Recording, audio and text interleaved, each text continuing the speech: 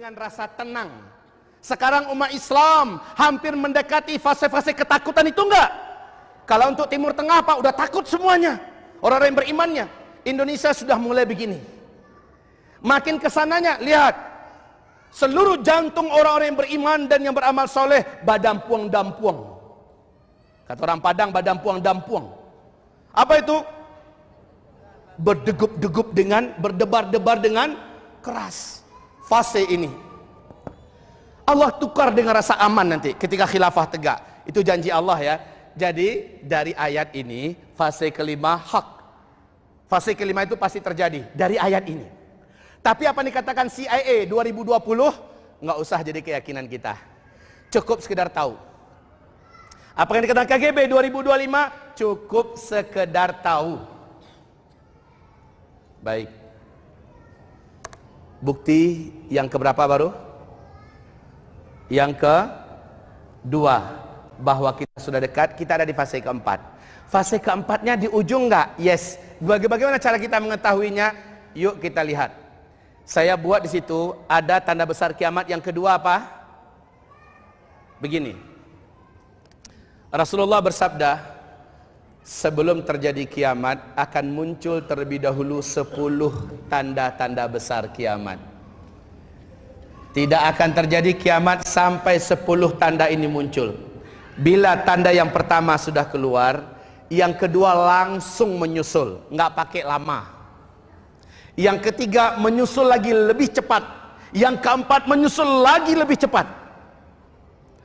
Rasulullah mengumpamakan harazatun manzumatun fi silk yuqta'u silk yatba'u ba'duha ba'da. 10 tanda besar kiamat itu seperti 10 butir-butir marjan. Yang satu marjan ada ruangan kosong di tengah-tengahnya, bisa dimasukkan tali, sehingga satu dengan marjan yang lain saling terhubung oleh tali yang masuk ke tengah-tengahnya ini.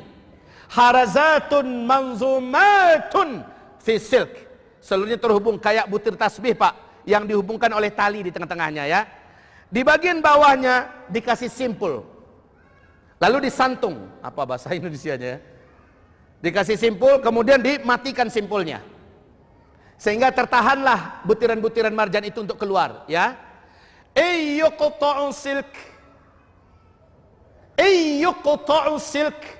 Ketika simpul itu dipotong, ketika simpul itu diputus, apa yang terjadi Bu? Butiran yang pertama keluar, butiran yang kedua nyusul enggak? Yatsba'u ba'duha ba'da. Maka akan saling menyusullah yang kedua, ketiga, keempat, kelima. Pop pop pop pop pop pop pop pop. Keluar seluruhnya saling bersusulan. Bapak Ibu yang kami muliakan, 10 tanda besar kiamat ini, yang pertamanya adalah dukhon. Ini tanda besar kiamat yang pertama. Dukhon. Dukhon ini pengantar terjadinya tanda besar kiamat yang kedua. Berapa jaraknya? Paling lama hanya 3 tahun saja. Antara tanda besar kiamat yang pertama, dukhon, ke yang kedua, dajjal.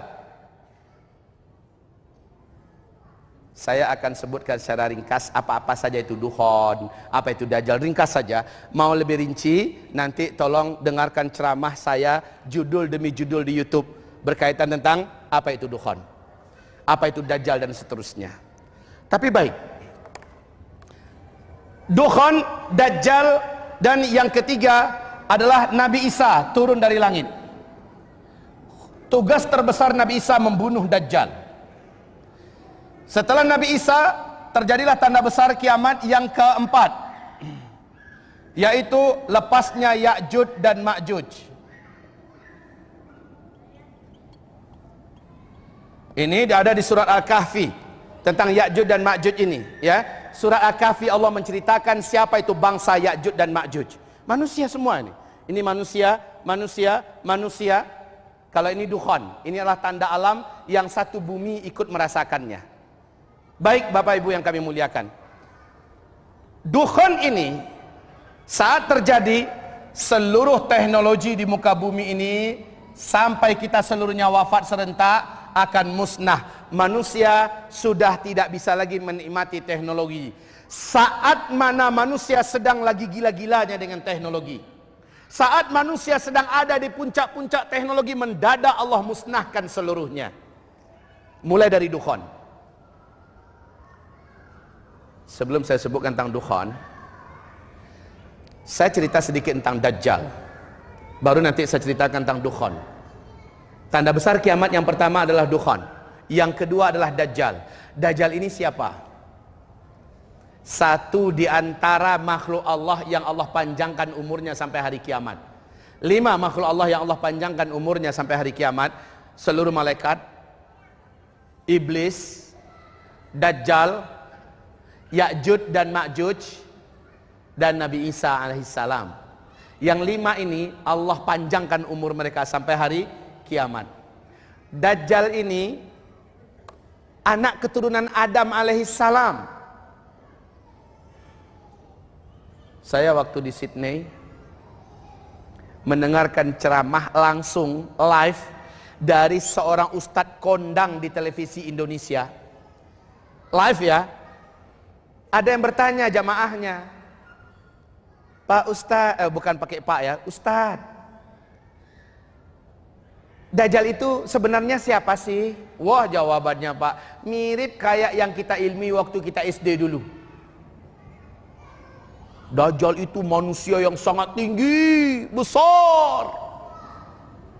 Saking tingginya, kalau dia masukkan kakinya ke dalam laut yang dalam, hanya semata kaki aja yang terbenam. Waduh. Kalau dia bersuara di timur, yang di barat bisa mendengarkan suaranya dengan jelas. Masya Allah.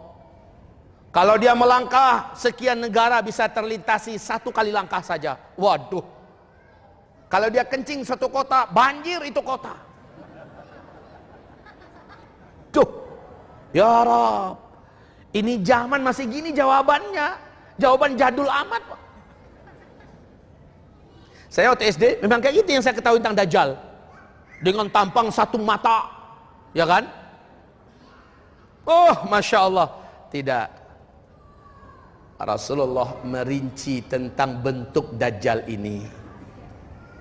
Secara fisik, secara kemampuan, dan saat-saat keluarnya Dajjal dirinci oleh Rasulullah SAW.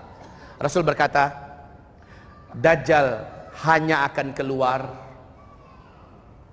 ketika bumi ini mengalami kekeringan yang ekstrim, kemarau panjang selama 3 tahun berturut-turut. Saat Dajjal akan keluar, ada 3 tahun yang berat. Manusia di muka bumi ini kekeringan secara global. Bukan hanya Indonesia, bukan hanya Afrika atau Cina atau Eropa. Tidak, satu muka bumi ini kekeringan, kemarau yang sangat ekstrim, kelaparan melanda di muka bumi. 1 tahun pertama menjelang Dajjal keluar, sepertiga air dari langit Allah tahan. Sepertiga tanam-tanaman di muka bumi Allah biarkan mati. Tahun kedua, orang mulai kekurangan pakan. Makanan menjadi langka, harga-harga menjadi naik. Sementara kemiskinan merata di mana-mana, air susah didapat, air pun mahal. Tahun kedua, orang berharap semoga lebih baik keadaan tahun depan. Kita hidup di fase keempat. Gimana ciri khas fase keempat ini? Makin ke depan makin bertambah berat. Malah 2/3 di tahun kedua Dajjal keluar, 2/3 air dari langit Allah tahan, 2/3 tanam-tanaman dan di muka bumi ini serta hewan ternak yang dapat dimakan Allah biarkan mati. 2/3 loh Pak, Bu. Saat itu orang sudah mulai merampok ke sana kemari. Bahkan dalam Sahih Imam Bukhari, di dalam kitab Al-Adabul Mufrad, Rasulullah SAW bersabda, tidak akan terjadi kiamat sampai tetangga tega menjarah tetangganya sendiri dan bahkan membunuh tetangganya karena menyangka di tangan tetangganya ada makanan atau di rumah tetangganya ada makanan. Saat tetangganya sudah dibunuh, rumah itu diobrak-abrik mencari makanan, memang nggak ada, tapi tetangganya sudah dibunuhnya. Dia cari tetangga yang lain, siapa lagi yang bisa dibunuh untuk mencari makanan. Ini tahun yang berat, Pak. Orang berharap tahun ketiga. Tidak, tahun ketiga total air dari langit tidak Allah biarkan turun. Total tanam-tanaman dan hewan ternak yang dapat dimakan Allah biarkan mati. Manusia kelaparan di mana-mana. Saat itu manusia tega memakan bangkai, bahkan bangkai-bangkai manusia. Saat itu kata Rasulullah sallallahu alaihi wasallam, banyak orang-orang yang akhirnya mengakhiri hidupnya. Sahabat bertanya, "Ya Rasulullah, jika zaman itu kami temukan, bagaimana cara kami mengatasi lapar? Bagaimana cara kami mengatasi haus? Bagaimana kami agar bisa bertahan hidup?" Nabi menjawab, "Zikir, makanan minuman kamu saat itu adalah makanan minuman para malaikat. Hanya zikir. Subhanallah, walhamdulillah, wala ilaha illallah, wallahu akbar." Kalian baca berulang-ulang, lalu doa, "Ya Rabb, jadikanlah zikir hamba ini mengenyangkan perut hamba yang kelaparan, kuatkan fisik hamba ya Allah." Maka Allah akan datangkan rasa kenyang kepadanya, dan Allah kuatkan fisiknya sehingga dia tidak perlu lagi mencari makanan. Haus, subhanallah, walhamdulillah, wala ilaha illallah, wallahu akbar. Niatkan dan doakan agar zikir itu menjadi penghilang haus. Allah hilangkan dahaganya. Zikir ketika itu menggantikan posisi makanan dan minuman. Tapi bagaimana agar zikir ini benar-benar mempunyai energi yang murni, energi yang bisa menggantikan posisi makan dan minum seperti para malaikat. Di dalam kitab ini, Zikir Akhir Zaman, Syekh Ibnul Qayyim Al-Jauziyah menyebutkan di bab terakhir bagaimana kekuatan zikir ini bisa kita munculkan kembali. Apa triknya? Apa langkahnya? Thayyib. Dajjal ini tubuhnya lebih pendek dari kamu sedikit. Enggak tinggi ya, bahkan lebih pendek dari kamu sedikit. Lehernya panjang sedikit daripada kamu. Bahunya mereng. Dajjal itu bahunya mereng. Badannya full daging. Jarak bahu kanan dengan bahu kirinya saling berjauhan. Dadanya bidang dan full daging, sekel. Rambutnya kribo. Kulitnya berwarna putih pucat seperti mayat dan ada bercak-bercak merah di beberapa tempat. Kedua bola matanya seperti mau lepas dari tempatnya. Bukan satu bola mata ya. Kedua bola matanya seperti mau lepas. Udah betul-betul mau lepas dari tempatnya. Hanya mata yang sebelah kanan, kata Rasulullah sallallahu alaihi wasallam, tertutupi oleh daging kening ini yang meleleh ke bawah. Ya, tertutup dan nempel, bagian lelehan itu menempel ke pipi. Ujung daripada lelehan di atas ini bergelantung seperti jengger ayam. Di sini bergelantungan di pipinya. Nampak betul ada tonjolan mata yang udah mau lepas, tertahan oleh daging. Nampak betul dari luar. Sementara matanya yang sebelah kiri betul-betul sudah hampir lepas, kata Rasulullah. Berkabut warnanya, warna hijau kaca. Bagi orang yang menurut Allah imannya masih ada di dada, Allah izinkan bisa melihat tulisan K, Fa, Ro di antara kedua alisnya. Tapi orang yang merasa diri beriman, tapi di mata Allah dia sudah tidak lagi beriman. Ini orang di akhir zaman banyak yang menurut Allah sudah tidak beriman, Pak. Maka Allah tidak izinkan dia bisa melihat tulisan kafara itu. Walaupun orang yang melihat itu tidak pandai menulis, tidak pandai membaca huruf Al-Quran, bahasa Arab, tapi Allah izinkan bisa melihat kafara, kafir. Laki-laki ini diberi kekuatan, kemampuan oleh Allah yang menyebabkan seluruh dukun-dukun satu muka bumi ini sujud menyembahnya dan mengangkatnya menjadi Tuhan. Seluruh ahli-ahli sihir, orang-orang hebat punya ilmu hipnotis, orang-orang yang mempunyai kemampuan supranatural, seluruhnya sujud menyembah Dajjal ketika Dajjal sampai ke kotanya. Magic yang dimiliki Dajjal tidak terbendung kecuali oleh orang-orang yang imannya kuat, yang amal solehnya sebelumnya banyak. Nabi haramkan umatnya, jangan pernah kalian berjumpa dengan Dajjal. Jangan pernah keluar dari rumah untuk bertemu dengan Dajjal. Karena nanti akan ada seorang lelaki yang merasa imannya kuat dan imannya tidak akan berubah jika ia bertemu langsung dengan Dajjal. Saat Dajjal masuk ke kotanya, dia pun dengan sengaja keluar dari rumahnya dan dia pun bertemu dengan Dajjal. Kala mana wajahnya dengan Dajjal berpapasan, matanya dengan mata Dajjal bertemu, menguap langsung iman di dadanya dan hilang. Kemudian dia sujud menyembah Dajjal. Dia menjadi pengikut dan bala tentara Dajjal. Walaupun Dajjal sudah pergi dari kotanya, dia tetap akan kafir kepada Allah sampai dia mati. Dengan ini Nabi mengharamkan agar jangan pernah sok. Iman saya tak akan berubah kalau Dajjal datang saya mau minta tanda tangannya nanti. Jangan ngesok, minta selfie lagi. Jangan kaum muslimin. Memang Dajjal ketika Dajjal keluar nggak ada lagi HP-HP ya. Semua teknologi sudah musnah. Baik kaum muslimin, haram. Haram. Bahkan kata Rasulullah sallallahu alaihi wasallam, ketika kamu dengar Dajjal sudah sampai ke kota kamu, ini kota apa namanya nih? Ini kota apa? Dia pasti akan sampai ke Bandung. Pasti kaum muslimin, karena hadisnya qat'i. Seluruh kota-kota di muka bumi Dajjal akan masuki. Kecuali dua kota saja yang Dajjal tak kuasa masuk, Makkah dan Madinah Al-Munawwarah. Makanya salah satu syarat kata Nabi, kalau kamu ingin selamat, ketika kamu dengar Dajjal sudah muncul, larilah kamu, hijrahlah kamu, masuklah kamu ke Mekah dan Madinah.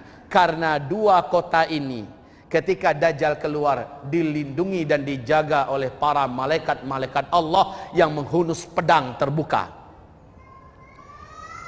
Dajjal tidak mampu masuk fisiknya. Bala tentara Dajjal tidak mampu masuk ke dalam Mekah, Madinah. Juga kemampuan sihir, hipnotis dan magic Dajjal tidak bisa disebarkan dan masuk ke Mekah, Madinah. Oleh karena itu, dua kota ini tidak dapat dikuasai oleh Dajjal, termasuk penduduknya. Masalah kita saat Dajjal keluar nanti, teknologi udah nggak ada.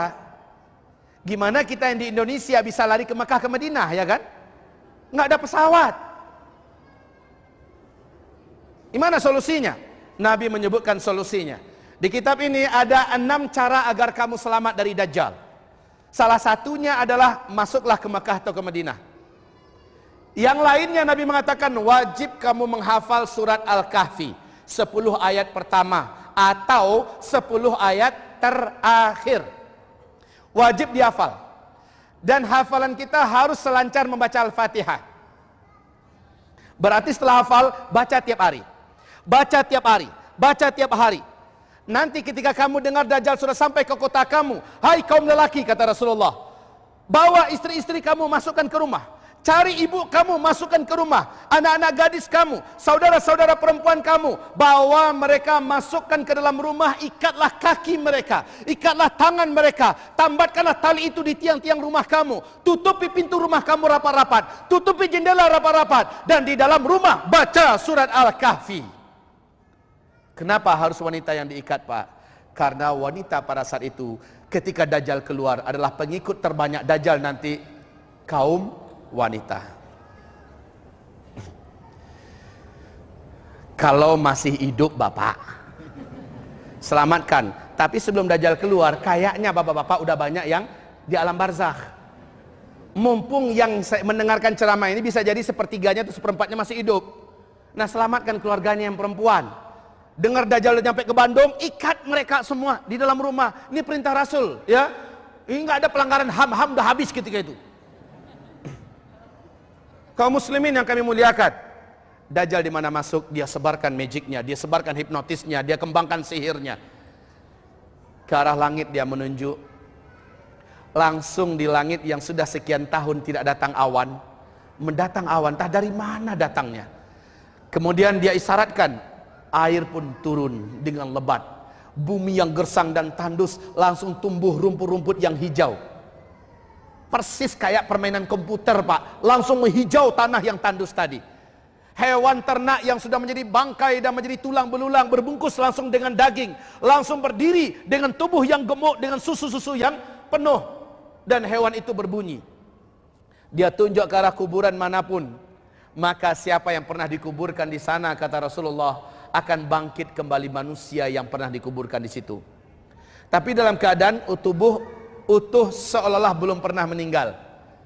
Sang laki-laki muncul, langsung sujud kepada Dajjal dan berkata kepada bininya, kalau masih belum dinikahi orang lain, "Dek, ini abang udah dihidupi oleh Tuhan kita. Yuk kita sembah Tuhan kita." Yang perempuan juga bangkit dari kuburan mereka. Siapapun bangkit dari kuburan mereka, sujud menyembah Dajjal. Ini fitnah bagi orang yang hidup, Pak. Kata Rasulullah, ketahuilah yang bangkit dari kuburan itu adalah jin-jin, setan-setan yang menjelma menjadi orang yang dulu pernah hidup. Agar kita tahu sekarang, yang dihidupkan Dajjal hanyalah khayalan. Yang sebenarnya wujud adalah jin dan setan. Jadi ketika Dajjal keluar, seluruh jin dan setan dengan instruksi dari iblis dari tengah laut menginstruksikan, layani seluruh kepentingan Dajjal untuk memperbanyak calon penghuni neraka.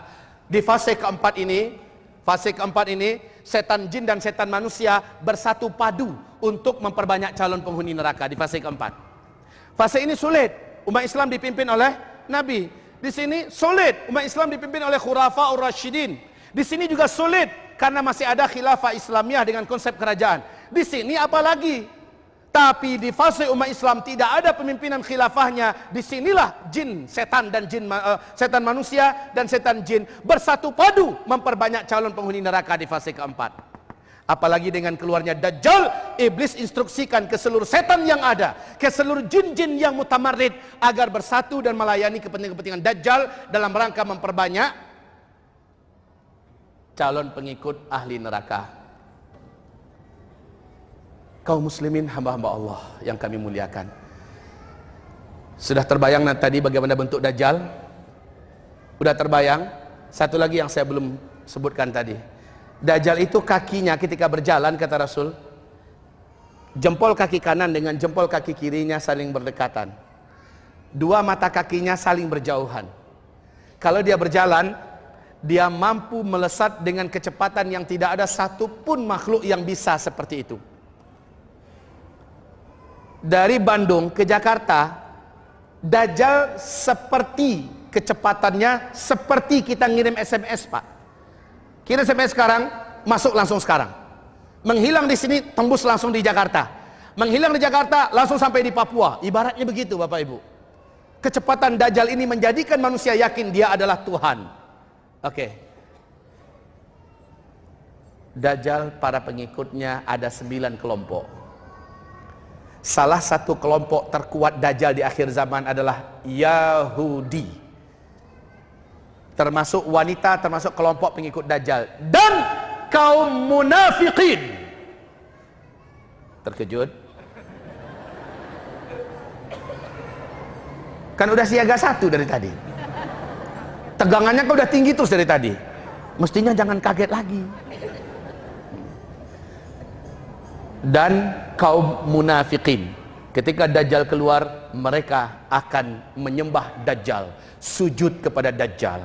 Nah, ciri-ciri, tanda-tanda Dajjal akan keluar, kata Rasulullah sallallahu alaihi wasallam di dalam hadis yang diriwayatkan oleh Fatimah binti Qais. Diceritakan hadis ini oleh Fatimah binti Qais. Hadis ini sahih Imam Muslim. Di dalam sahih Imam Bukhari juga ada. Hadis ini, kaum muslimin yang kami muliakan, digelari oleh para ulama dengan gelar hadis Al-Jassasah. Kenapa hadis Al-Jassasah? Tamim Ad-Dari bercerita, saya dengan 20 awak kapal terombang-ambing di tengah laut Yaman. Ombak lautnya setinggi-tinggi bukit dan gunung. Kami tidak mampu mengendalikan kapal, langit gelap, hujan lebat turun, petir menyambar dan angin sangatlah kencang. Akhirnya kami terdampar di sebuah pulau di tengah laut Yaman. Di malam hari, kami tunggu sampai besok pagi, lalu kami turun seluruhnya dari kapal, masuk ke dalam pulau itu. Sesampainya kami di tengah pulau, kami berjumpa dengan seekor binatang berkaki 4 bertubuh besar dan tinggi. Binatang ini bulunya hitam dan tebal. Kami ketakutan melihat binatang itu. Saking tebal bulunya, kami tidak mampu membedakan mana bagian kepala tuh binatang, mana bagian pantatnya. Tiba-tiba binatang itu menyeru dan memanggil kami. Kami ketakutan, kami lari meninggalkan binatang tersebut. Karena kami menyangka dia adalah jin betina atau setan betina. Ketika kami lari, dia sudah mencegat kami di depan dan berkata, kalian tidak usah takut dengan saya. Saya tidak akan menyakiti kalian. Saya adalah Al-Jassasah. Nah ini, makanya hadis ini digelari oleh para ulama dengan gelar hadis Al-Jassasah. Saya adalah Al-Jassasah. Saya memata-matai orang yang masuk ke pulau ini, menanti-nanti kapankah orang-orang dari Arab akan terdampar di pulau ini. Apakah kalian datang dari Arab? Tamim Ad-Dari berkata, benar, kami dari Arab. Sudah lama kami menanti-nanti kedatangan orang dari Arab di pulau ini. Pergilah kalian ke kuil tua sana, kata binatang ini kepada Tamim Ad-Dari dan rombongannya. Di kuil tua sana ada seorang lelaki yang sudah sangat lama menanti-nanti kabar berita orang-orang yang datang ke pulau ini dari Arab. Datanglah kalian kepadanya. Kami lari tunggang langgang meninggalkan binatang itu menuju ke tempat yang ditunjuknya. Sesampainya kami di kuil tua itu, di bangunan tua itu, mata terbelalak, mulut ternganga. Ada apa? Karena menyaksikan seorang lelaki bertubuh gompal tergeletak di lantai. Kedua kakinya diikat dengan rantai besi yang sangat besar dan berat. Rantai itu menyambung ke kedua tangannya, diikat dengan rantai besi yang besar dan berat itu. Dan rantai tersebut pun menyambung ke lehernya, dan lehernya dibelenggu dengan besi yang besar dan berat. Laki-laki itu tidak mampu bergerak. Kami berkata, celakalah engkau, siapa engkau? Kata laki-laki itu, nanti aku akan kabarkan kepada kalian siapa saya. Apakah kalian datang dari Arab? Kami menjawab, benar, kami dari Arab. Kalau bahasa kitanya, Pak, yes, yes, yes. Laki-laki ini sangat senang. Saya sudah lama menanti-nanti kedatangan orang dari Arab.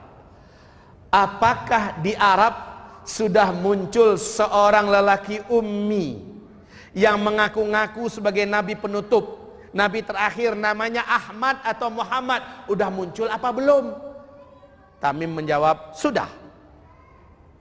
Oh, sudah dekat. Apakah kalian beriman kepadanya? Tamim menjawab, sebagian kami beriman kepadanya, sebagian lagi tidak beriman. Laki-laki yang terikat itu berkata, sebaiknya kalian beriman kepadanya karena itu baik buat kalian. Lalu dia bertanya, dijawab. Dia bertanya, dijawab. Dia bertanya, dijawab. Nah, pertanyaan berikut ini yang penting buat kita sekarang. Pertanyaan berikut ini, apakah kalian tahu dengan mata air Zughar? Kami menjawab, kami tahu. Apanya yang ingin engkau tanyakan? Apakah mata air itu sekarang masih mengeluarkan airnya? Kami menjawab, sekarang airnya tetap keluar dan tetap banyak. Lihat saja, sebentar lagi airnya akan kering. Dia bertanya lagi, apakah kalian tahu tentang kebun kurma Baisan? Tamim Ad-Dari menjawab, kami tahu. Tentang apanya dari kebun kurma Baisan itu yang ingin engkau ketahui? Kebun kurma itu sekarang masih berbuah enggak? Maka kami menjawab, buahnya banyak dan lebat saat ini. Sebentar lagi buahnya akan habis. Lihat saja, buahnya akan habis.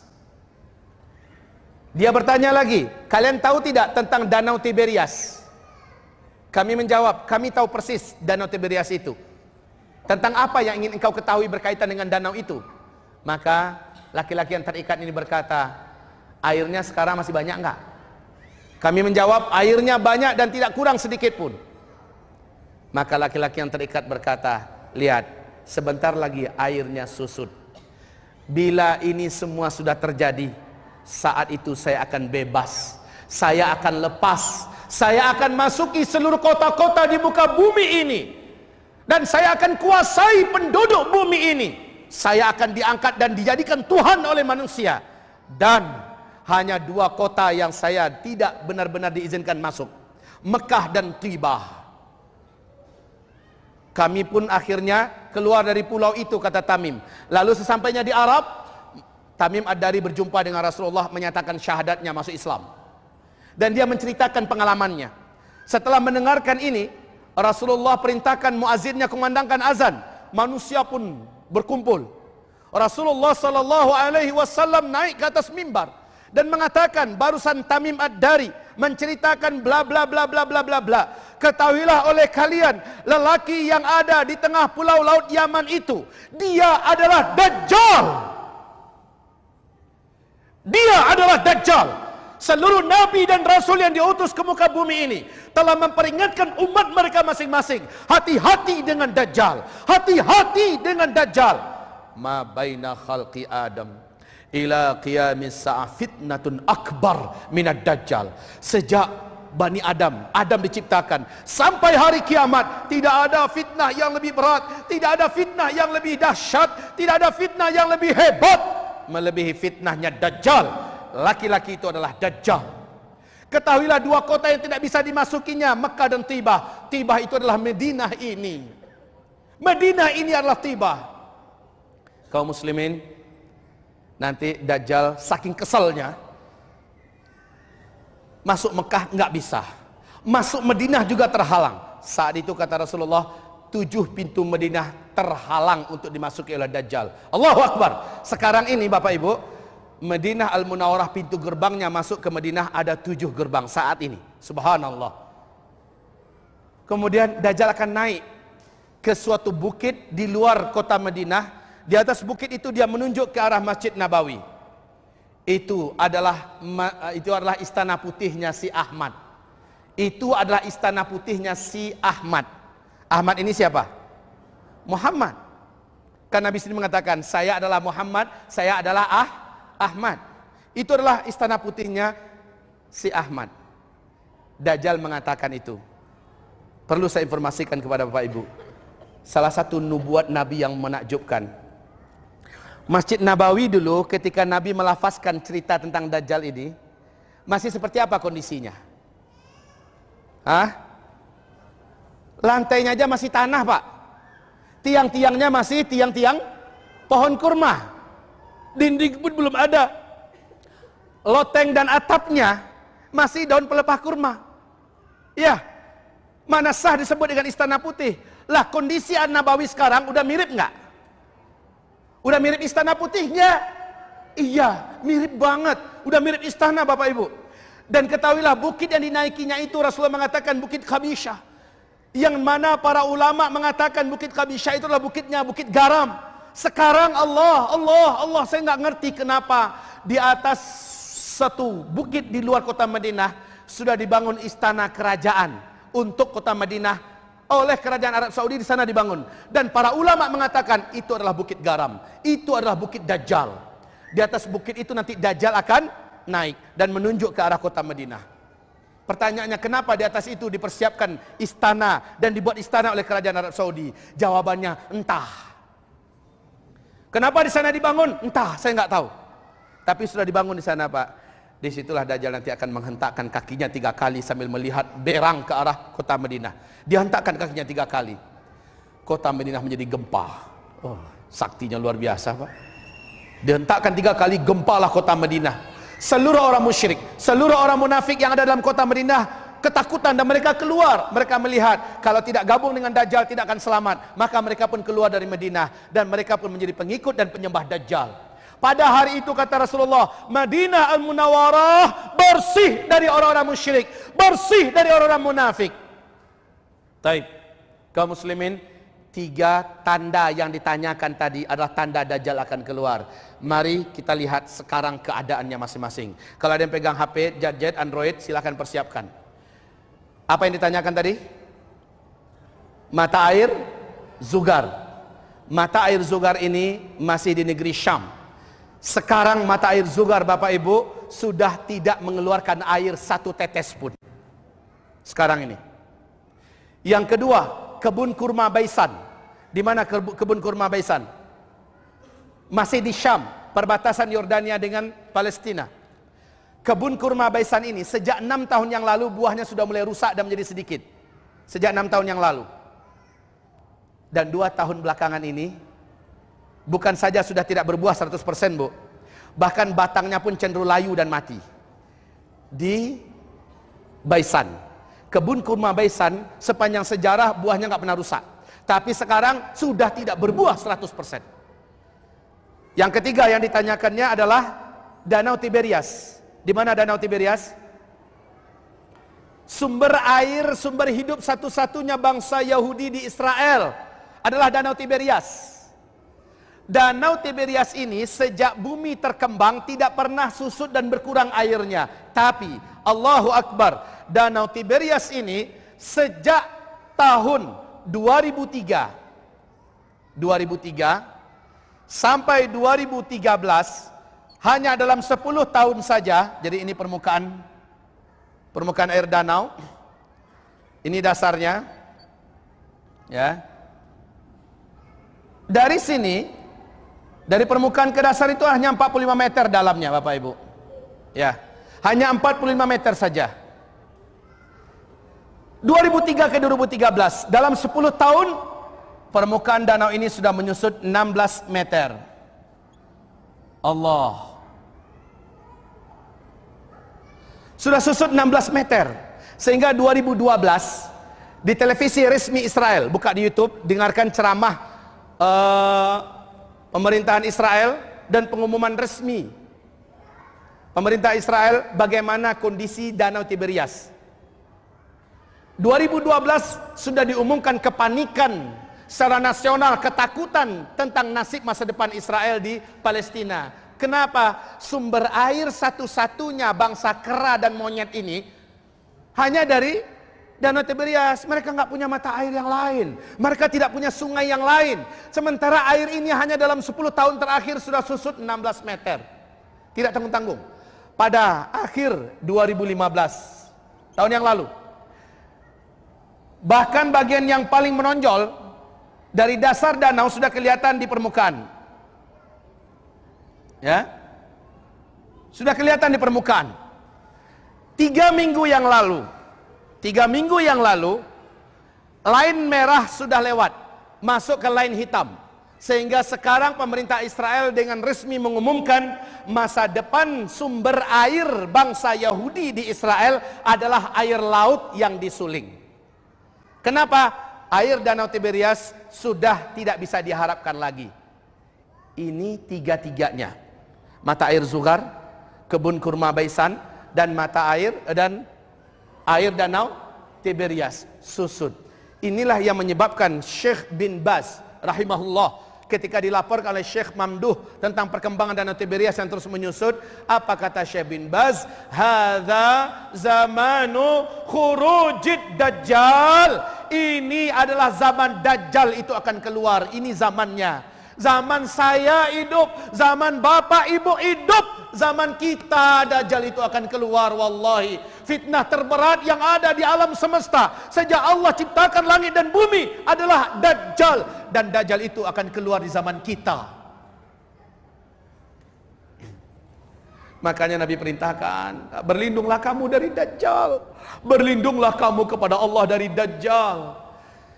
Sebelum kita tutup salat, Assalamualaikum warahmatullahi wabarakatuh. Assalamualaikum warahmatullahi. Kita diperintahkan Nabi membaca doa perlindungan dari Dajjal. Udah hafal belum? Coba ikuti dulu saya sebentar, yang belum hafal catat, rekam. Dan itu di buku-buku zikir yang maksurat ada.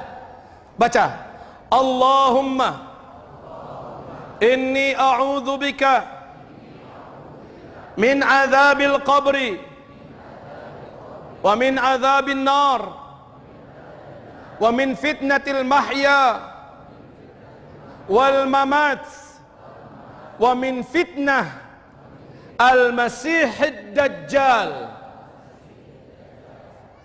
Imam Taus bahkan menyuruh anaknya, nak ulang kembali solatmu. Ayah tak dengar tadi kamu membaca doa perlindungan dari Dajjal sebelum salam. Ulang balik solatmu nak. Begini perhatian para ulama dulu Pak, agar tidak ada umat Nabi Muhammad yang melalaikan membaca doa perlindungan dari Dajjal ini. Udah hafal? Udah ada yang belum hafal? Ada yang belum hafal? Ada yang belum hafal? Tolong direkam. Allahumma inni a'udzubika min adzabil qabri wa min adzabin nar wa min fitnatil mahya wal mamat wa min fitnatil masihid dajjal. Ingat-ingat Bapak Ibu, mungkin saat Dajjal itu keluar, datang ke kota kita, Bapak Ibu dalam keadaan goyang imannya karena kelaparan yang berat. Kata Rasulullah, ada 3 tahun yang berat menjelang Dajjal keluar. Informasi untuk Bapak Ibu, BMKG dunia telah mengumumkan ada 3 tahun yang sangat berat dari tahun 2019. Berapa tahun lagi? Berapa tahun lagi? 2019, 2020, 1 tahun. 2020, 2021, tahun kedua. 2021, 2022, 3 tahun. BMKG dunia mengumumkan bahwa bumi akan mengalami paceklik dan kemarau yang sangat ekstrim 3 tahun berturut-turut. Pengumuman dari BMKG dunia, bumi pada tahun 2019 sampai 2022, 3 tahun berturut-turut akan mengalami kemarau yang sangat panjang, kemarau yang sangat ekstrim, panas yang keterlaluan. Manusia akan mengalami kekurangan pakan dan makanan pada saat itu 3 tahun ke depan. Apakah ini Dajjal akan keluar? Saya mengatakan Allahu a'lam. Tapi 3 tahun berturut-turut. Tanda-tanda Dajjal juga keluar, ada yang 3 tadi. Oke, sekarang Bapak Ibu yang kami muliakan, nanti tolong dibaca dalam buku ensiklopedia akhir zaman dan juga dalam zikir akhir zaman, atau dalam buku-buku akhir zaman yang ditulis oleh Al-Hafiz Ibnu Katsir, huru-hara akhir zaman contohnya. Baca hadis Nabi, akan ada seorang remaja lelaki yang Dajjal tidak mampu menaklukkannya dan tidak mau sujud kepada Dajjal. Dajjal pun sangat berang. Kenapa nih remaja tidak mau sujud kepadanya? Remaja itu usia berapa, Pak? Belasan tahun kan remaja? 12, 13, 14, 15, 16, maksimal 17 tahun itu usia remaja. Kenapa remaja ini tidak mau sujud? Sementara yang lain kalau ketemu Dajjal menguaplah iman mereka. Lah ini orang nggak mau. Ente kenapa nggak mau sujud? Apa kata remaja ini? Saya tidak akan sujud kecuali hanya kepada Allah. Kamu adalah Dajjal. Kamu adalah Dajjal. Tidakkah kamu lihat manusia banyak menuhankan saya dan tanda-tanda ketuhanan ada pada saya? Tidak. Rasulullah telah mengabarkan tentang diri engkau dan tanda-tanda itu ada pada engkau. Saya tidak akan beriman kepada engkau.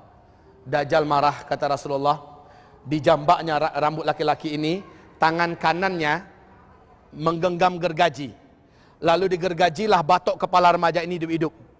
Terbelahlah kepalanya dan remaja ini meninggal. Terus dibelahnya. Meninggallah dalam keadaan badan terbagi 2. Darah bersimbah di lantai, isi tubuhnya keluar. Dajjal mengelilingi bangkai remaja ini 1 kali keliling, sementara mulutnya komat kamit membaca mantra-mantra tertentu. Setelah 1 kali keliling, Dajjal berkata, "Qum, bangkit kamu." Allah izinkan 1 kali itu, kata Rasulullah. Kalau selama ini yang dihidupkan dari kuburan adalah khayalan dan sihir yang ditolong oleh jin dan setan. Kalau ini asli, Allah izinkan tubuh ini kembali bertaut. Kembali bertaut sampai ke leher, sampai ke kepala, dan remaja ini bangkit dalam keadaan utuh, hidup seperti semula. Darah yang tadi berserakan di lantai tetap membasahi lantai. Tubuh remaja yang bergelimang darah masih tetap bergelimang darah, tapi dia telah hidup utuh kembali. Dajjal berkata kepadanya, "Saya telah hidupkan kamu setelah kamu saya matikan, dan ini hanyalah Tuhan yang mampu melakukannya. Saya telah praktekkan ini kepada kamu. Tidakkah kamu sujud kepada saya?" Apa jawaban remaja laki-laki ini? "Sujud kepada kamu, Dajjal." "Iya, sujud," kata Dajjal. "Sorry, Jal. Justru dengan yang kamu buat ke saya saat ini, makin meyakinkan 100% kamu asli Dajjal. Saya telah baca, Dajjal akan membunuh seorang remaja lelaki yang tidak bisa ditundukkannya. Lalu ke remaja itu dihidupkannya kembali. Tetapi Dajjal tetap tidak akan berhasil menundukkannya. Dajjal ingin membunuhnya kembali, tetapi Allah telah angkat kemampuan membunuhnya. Tidak saya, tidak ada satupun manusia yang bisa engkau bunuh setelah hari ini, hai Dajjal. Dajjal pun mencoba membunuh kembali, dan memang sudah hilang kemampuannya membunuh. Akhirnya diperintah oleh Dajjal, seluruh para pengikutnya, cincang ini anak. Dia pun dicincang, dibunuh rame-rame oleh para tentara Dajjal. Itulah syahid yang paling mulia di akhir zaman. Kaum muslimin yang kami muliakan, meninggallah remaja ini. Tahukah Bapak Ibu, pada tahun 2004 televisi-televisi dunia Arab telah digemparkan dan digoncangkan dengan berita yang mereka beritakan bahwa di Palestina telah lahir seorang bayi laki-laki yang saat baru lahir, bayi itu berbicara dengan bahasa Arab yang fasih atau bahasa Arab fusha. Satu kali dia bicara, setelah itu dia normal seperti bayi-bayi pada umumnya. Apa kata bayi laki-laki ini? Dan ini saya langsung menonton di Qatar TV. Silakan Bapak Ibu buka YouTube ya. Dengarkan kisah kelahiran bayi laki-laki di Palestina yang dapat berbicara. Pernyataan ini yang paling spektakuler. Apa katanya? Menurut tokoh masyarakat yang diwawancarai, masyayikh kami dan kami para tokoh-tokoh masyarakat melindungi bocah ini sampai sekarang. Bayi ini berkata, silakan kalau yang pandai bahasa Arab langsung terjemahkan. Ana rajulun sayaqtuluni dajjal wala yaqtulu ba'di ahadan abada. Silakan. Ada yang bisa menerjemahkan? Saya ulangi, ana rajulun sayaqtuluni dajjal wala yaqtulu ba'di ahadan abada. Ana apa? Dari tahdi kayak. Rajulun. Tuh kan pandai kan? Sayaqtuluni dajjal, yang nanti akan dibunuh oleh Dajjal. Wala yaqtulu ba'di ahadan abada. Setelah Dajjal membunuh saya, dia tidak akan mampu membunuh kali kedua, dan tidak pun seorang saja yang bisa dibunuh oleh Dajjal selama-lamanya. Tahun berapa ini? Tahun 2004. Usia remaja menurut ilmu sosial itu belasan. 12, 13, 14, 15, 16 dan maksimal 17 tahun. Tahun berapa tadi? Jika anak bayi itu masih hidup sekarang umurnya udah usia berapa? Mulai masuk usia remaja. Oh? Mulai masuk usia remaja. Sekarang 12 tahun umurnya. Anggaplah sampai 17 tahun, berapa tahun yang akan datang? Berapa tahun yang akan datang? 5. Lihat tanda-tanda yang lain yang tadi disebutkan dalam hadis.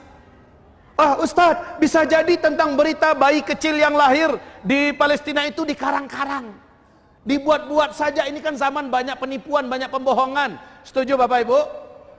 Bisa jadi, saya setuju. Bisa jadi ini rekayasa, bisa jadi ini bohong. Tapi siapa yang bisa merekayasa tentang keringnya Danau Tiberias sekarang? Hah? Siapa yang bisa merekayasa tidak berbuahnya kebun kurma Baisan hari ini? Siapa yang bisa merekayasa tidak keluar lagi air dari mata air Zuhar hari ini? Jika seandainya yang diberitakan di Palestina itu benar, maka semakin menguatkan tanda-tanda Dajjal, tanda besar kiamat yang kedua ini akan keluar. Maknanya kalau begitu Ustadz, dukhon akan terjadi dalam waktu lebih dekat lagi. Ya iyalah, ya kan? Kalau Dajjal saja sudah dekat, maka berarti dukhon akan sangat dekat. Saya tidak main-main kaum muslimin yang kami muliakan, dan saya juga tidak mau menyebutkan tahun berapa, pastinya Allahu a'lam. Allahu a'lam. Saya tidak berani menyebutkan tahun. 2 tahun lagi, 3 tahun lagi, saya tidak punya keberanian sedikit pun, seujung kuku pun. Hanya keberanian saya menyampaikan tanda-tanda. tanda-tanda. Sebagaimana Nabi ditanyakan tentang tanda-tanda, nah ini bidang gua banget nih, kata Nabi. Kaum muslimin yang kami muliakan, Taib, Dajjal. Setelah Bapak Ibu mendengarkan ini, saya ringkaskan dengan cepat sebelum zuhur masuk. Zuhur kita jam berapa? Hah? 6 menit. Saya ringkaskan 6 cara agar selamat dari Dajjal. 1. Wajib kembali meluruskan akidah dan tauhidnya menurut pemahaman Ahlus Sunnah wal Jamaah seperti yang dipahami Rasulullah dan para sahabat. 1. Ulangi. Meluruskan akidah, pemahaman akidah dan tauhid yang benar. Berarti wajib nambah ilmu tentang akidah yang benar itu gimana sih? Tauhid yang benar itu gimana sih? Ini yang pertama. Yang kedua, wajib merapat dalam beragama ini kepada Al-Quran dan kepada sunnah Rasulullah secara rapatnya. Jangan menurut nenek moyang, jangan menurut orang kebanyakan, jangan ikut-ikutan, tapi dengan ilmu Al-Quran dan sunnah. Ini yang kedua. Yang ketiga, wajib menghafalkan surat Al-Kahfi 10 ayat pertama boleh, atau 10 ayat terakhir juga boleh. Silakan pilih, mau pilih yang mana? 10 ayat pertama kah atau 10 ayat terakhir kah? Tafadhol. Ya.